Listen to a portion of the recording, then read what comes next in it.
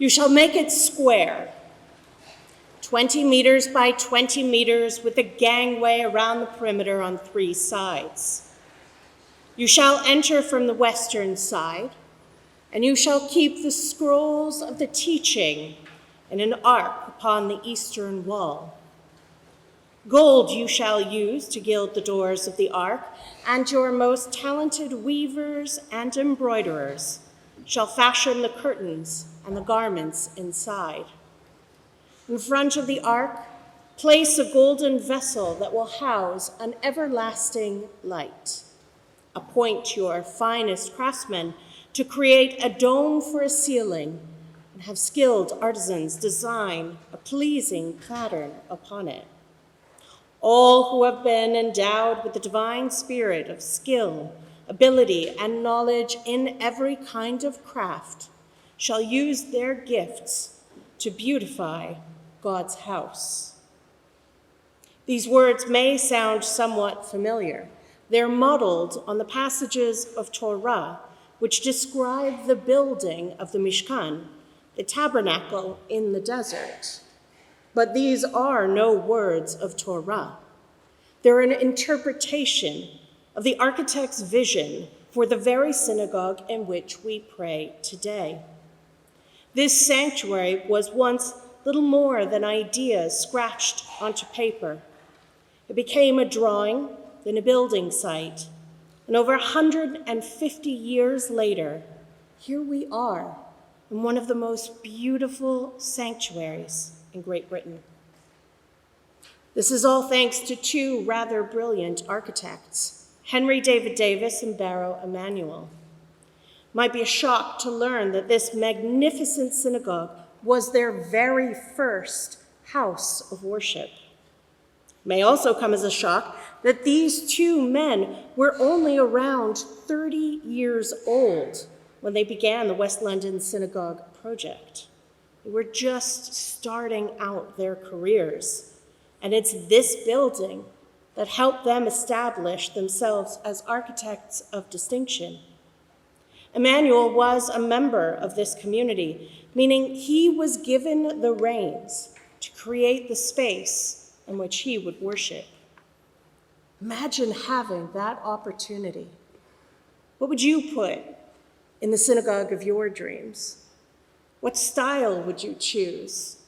Perhaps more importantly, what would your design say about this community?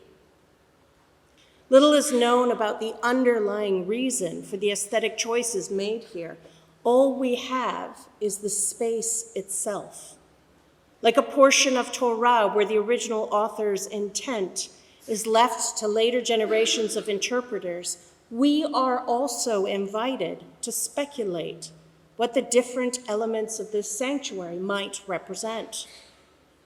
What we can safely assume is that Davis and Emmanuel knew that this community was going to do something new, something bold, something no one in Anglo Jewry had yet seen. Bring together Ashkenazi and Sephardi Judaism to create a British Jewish tradition, one that synthesized the best of both communities and wasn't afraid to forge a new path forward, shedding itself of customs that had ceased to be meaningful so it could respond to the issues of the day. We can see how this sanctuary is the child of the union between those Ashkenazi and Sephardi traditions. But we don't even have to use our eyes. The grand metaphorical vision of this community is also conveyed through sound. Through our incredible organ and choir, ancient Hebrew prayers are transformed from spoken words into something that makes the heart soar and the soul tremble. Through this, we honor the grand tradition established in the temple, where voices rang out in praise of God, accompanied by musical instruments. Take, for example, the Kol Nidre prayer. The text is written in detailed legal language, but the melody of Kol Nidre has immense spiritual potential. Consider the impact it had on the 19th century poet Nicholas Linnell. I struggled with an inexplicable emotion. I sobbed convulsively while hot tears poured from my eyes. Then I ran out into the night, my spirit torn and purified.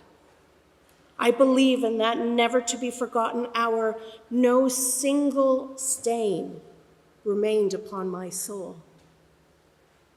Linnell is not the only one having had a profoundly spiritual experience during Kol Nidre.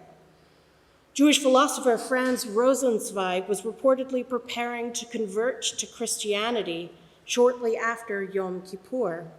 He attended a Kol Nidre service to say goodbye to his Jewish faith, only to leave the synagogue with a revelation that Judaism wasn't a religious relic, but a rich, sensory journey towards God. Like Rosenzweig, Rabbi Alan Liu had also considered dedicating himself to another faith. Liu lived in California in the 1960s and was exposed to many different Eastern religions and spiritual practices. He became committed to Zen Buddhism and began work on a raksu, the bib-like garment worn by ordained Zen Buddhist priests. With each stitch, the to-be ordinand recites, "I take refuge in the Buddha." Though it was a phrase Liu was accustomed to saying, each stitch, each repetition punctured a veil that had been hiding his true identity. I couldn't say that I take refuge in the Buddha anymore, Liu writes in his autobiography, because I was a Jew. Despite the days and months he had spent in meditation and study, it was only with the needle and thread that the true nature of his soul was revealed. It's fascinating that it was the art of stitching which transformed Liu's life. As much as we talk about ourselves as the people of the book, we are also the people of the cloth. There are chapters in the book of Exodus that describe in intricate details the materials, colors, and textures to be used in the building of the tabernacle. Exact measurements are given. Even the designs to be embroidered upon them are spelled out precisely. Women are given a special role with their talented hands spinning and weaving the very fabric of the house of God.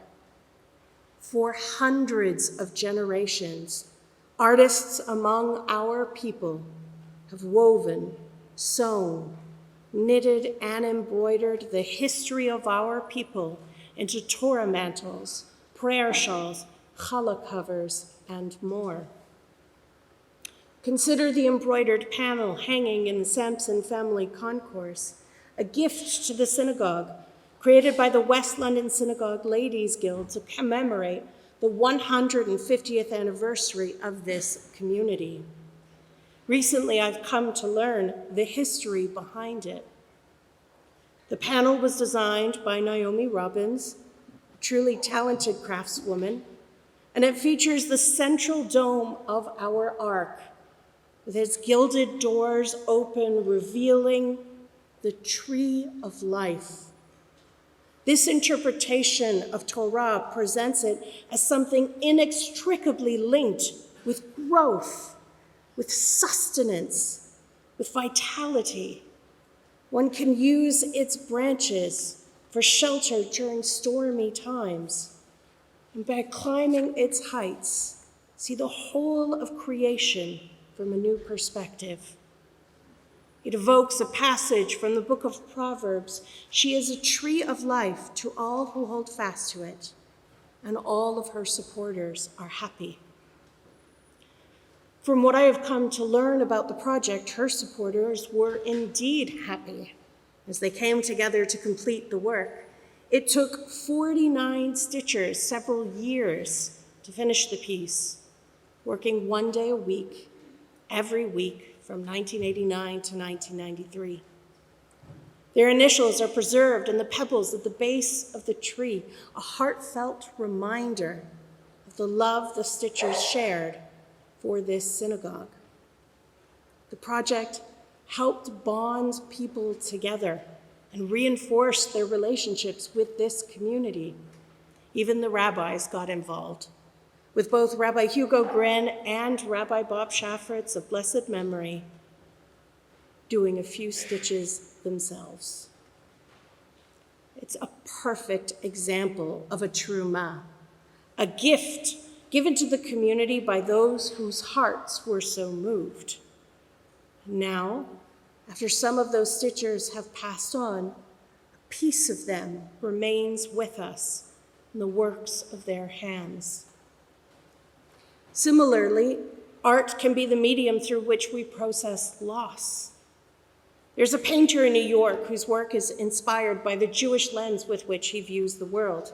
His name is Richard McBee, and each year I visit his series, Sarah's Trials, to gain inspiration ahead of the high holidays. This year, I learned the story behind the work. After the death of his mother, McBee realized he was now an orphan and that he would be next in the family line to face death. In a correspondence interview, he wrote, "I was determined to not go gentle into that good night. Having been ignored as an artist, I felt that despite the world, I had to do as many large, important, and ambitious paintings as possible. Hence the Sarah series. It is indeed an important and ambitious piece of work. Choosing to focus on Sarah's experience radically changes the audience's response to this familiar text. One image stood out.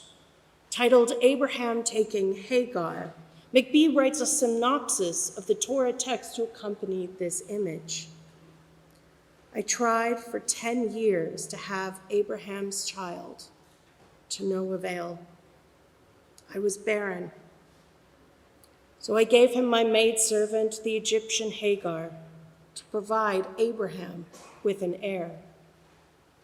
Though we've read this text dozens of times, it's only in seeing it in such a fashion that we understand the impact this decision has on Sarah. We see Sarah, diminished in the distance. Abraham, his head turned towards her, even as he leads Hagar into the home. Sarah, meanwhile, is reduced in stature and marginalized, metaphorically and literally on the canvas, all because her body cannot provide her husband what she herself wants so badly. McBee's art gives voice to Sarah's pain and prayers. When we talk about prayer, each of us has our own understanding of what this word means. Some associate the word with meaning, with a sense of understanding the world and our place within it. The truth, however, is that prayer is only one of many ways to make space for the sacred in our lives. Art, through the practice of it or through the appreciation of it, can move our souls and our hearts. That's why beginning in November, I'll be launching a new series with artist Jacqueline Nichols, combining Torah study with artistic practice. This once-monthly artist studio will provide a home for beginners and experts alike to learn new skills and develop new stories. Through this program, we will be heeding the wisdom of the sages by turning the Torah over and over again, nourishing our spirits as we exercise our creative minds. For those who've been looking for an opportunity to grow spiritually, I urge you to consider this new way to make your Jewish life more meaningful. As we've seen from Richard McBee, the synagogue stitchers, Franz Rosenzweig, and those young geniuses, Davis and Emmanuel, art has the power to transform lives. From this exquisitely designed house of God, let us resolve to make this year the year that art, whether through the appreciation or creation, enables us to find renewed beauty in our lives. Ken Yehi Ratzon, so may it be God's will.